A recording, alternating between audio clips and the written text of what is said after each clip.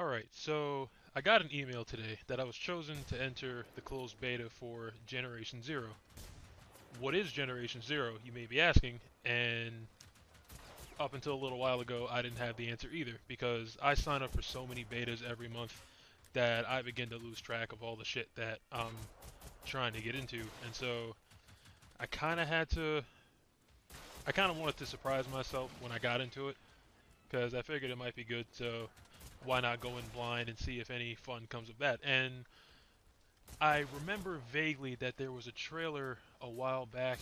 I forgot what page was showing it on Facebook, but it was of a group of kids. They looked like they could be college kids. They all had guns, and it was like this foggy gray area, and there was a big ass robot coming through the fog, and I was like, this seems like something I might get into. So I was like shocked to figure out that this was the game that trailer was for. Well, I wasn't really shocked. I was more kind of pleasantly surprised. So I was kind of eager to get into it. Now, judging from the brief trailer that I had seen already, I kind of was hoping it would be more like Earthfall in the sense that, or like Vermintide 2 in the sense that it's like a mission based, like objective based kind of fast paced shooter where it would just be a bunch of dumb kids with guns versus a whole bunch of robots that they really know little to nothing about, trying to piece together what happened to the rest of the humans. Because throughout my whole beta experience with this game, I didn't see any more than two bodies, and both of those people were military. So that left all the civilian life, like that left the question: what happened to all the people that lived in the towns and outposts that I found throughout my time playing? But this game is a lot more quiet than I thought it would be. It's more like the eerie looter kind of survival type game with combat sprinkled throughout, and a good amount of combat at that. There really wasn't any 5 minute span where I wasn't set upon by either a pack of enemies or something else to fight or some kind of objective to do with a quest or whatever. But I would say that this game would definitely be worth checking out as soon as they put some polish on it, because right now I mean, it's a beta, so it's gonna be rough. And even though it's a beta, it still feels somewhat finished, but I wouldn't say it's close to an official launch anytime soon. I'd say if they gave it another year, this would probably be a pretty good game. So the game starts you off near a small outpost. Of course, you have nothing in your inventory, and it has you follow waypoints to kind of acclimate yourself to the systems of the game. It'll have you pick up a flashlight, it'll have you find a gun. You have to load the gun through your inventory, kind of like in Escape from Tarkov, where you got to be more hands-on with your weapons. And you just go through houses and whatnot, looting anything you can find, taking anything that's not nailed down. After a few minutes of following the objectives, you'll come across a runner, which is like the first type of enemy you see, and they're basically robot dogs roaming around with SMG turrets mounted on the back of them, which if you're accurate enough with your shooting, you can shoot them right off and just render them pretty useless unless you get within melee range, and then they'll try to ram the shit out of you, which really hurts. As far as weapons in the game go, I haven't really come across many. I found a pistol. Well, the pistol's the first gun you find. Then you find a shotgun, and then you might come across a hunting rifle, and a couple different iterations of each, along with a few attachments. I found a couple scopes, and for some reason, it lets you put a rifle scope on a shotgun, which I'm still baffled by. But anyway, uh, the pistol was the most reliable weapon out of all the weapons I found, and that's including grenades, because I did find a couple grenades, and those were pretty useful.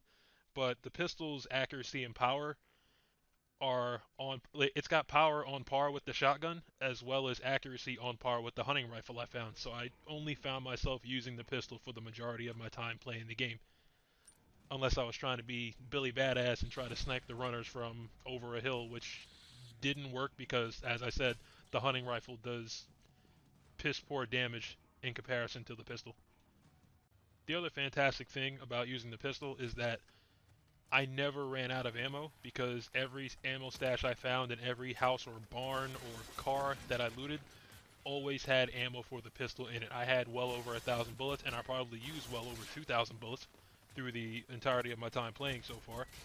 And I also found hundreds of bullets for SMGs, but I haven't found an SMG yet, and I also found a few grenade launcher rounds, which really has me excited because I haven't found a grenade launcher yet, but I really want to, just for the sheer fact that just once I want to blow up one of those runners that I find. Because a lot of times you'll be set upon by packs of runners, and they can get a little overwhelming early on, but later on when you get into your skill tree and whatnot, they're not that big of an issue. The general feel of the combat in Generation Zero is it's kind of it feels good, but it almost feels like anyone who picks up the game would immediately know, okay, this is supposed to get better at some point. Because a lot of things take needlessly long, like reloading or aiming down sights or sprinting, or your health is or stamina pools are too low. And luckily they have skill trees in place where, you know, they're going to take care of all that. And skill trees also give you access to things like I think blueprint crafting is one, and lock picking is another skill you can get, although I haven't gotten to that one yet. Then there's you know, skills that increase the effectiveness of med kits you find, um, skills that increase, you know, reload speed, aim down sight. So you know what skills do.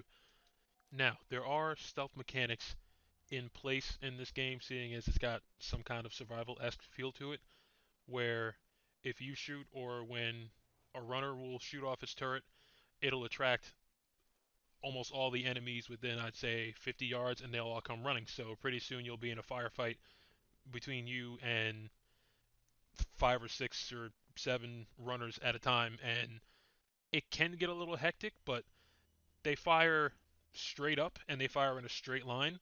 So if you move left or right with any sort of relative ease, you'll dodge and you probably won't get hit. But as I said, with 6 or 7 of them shooting at you at once, you kind of get lost in the shuffle. Which at that point, just find the nearest house, sit behind a door, and shoot them as they come by the doorway, and you'll be done pretty quickly. But these things get easier as you play the beta because, as I said, skill trees help you a lot. Where running into 5 or 6 runners at the beginning was a little hectic and almost killed me a few times. While after I'd say 2 hours playing and getting a good amount of skills under my belt, encounters with that many runners was more of a minor annoyance, more so than it was a life or death encounter like it was at the beginning.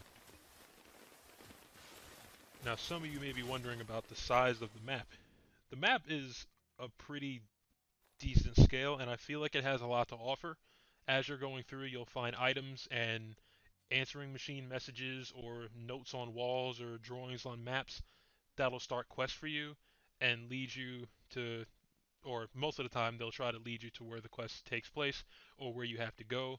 Other times, they'll give you no clue and you'll have to just look around the landscape and figure out where you have to go. But seeing as everything's all woodsy and gray and everywhere almost looks the same, it takes a while to kind of spot things off in the distance because, as I said, everything kind of blends into the background since it's just foggy gray, and whether it's nighttime or daytime, almost everything looks the same.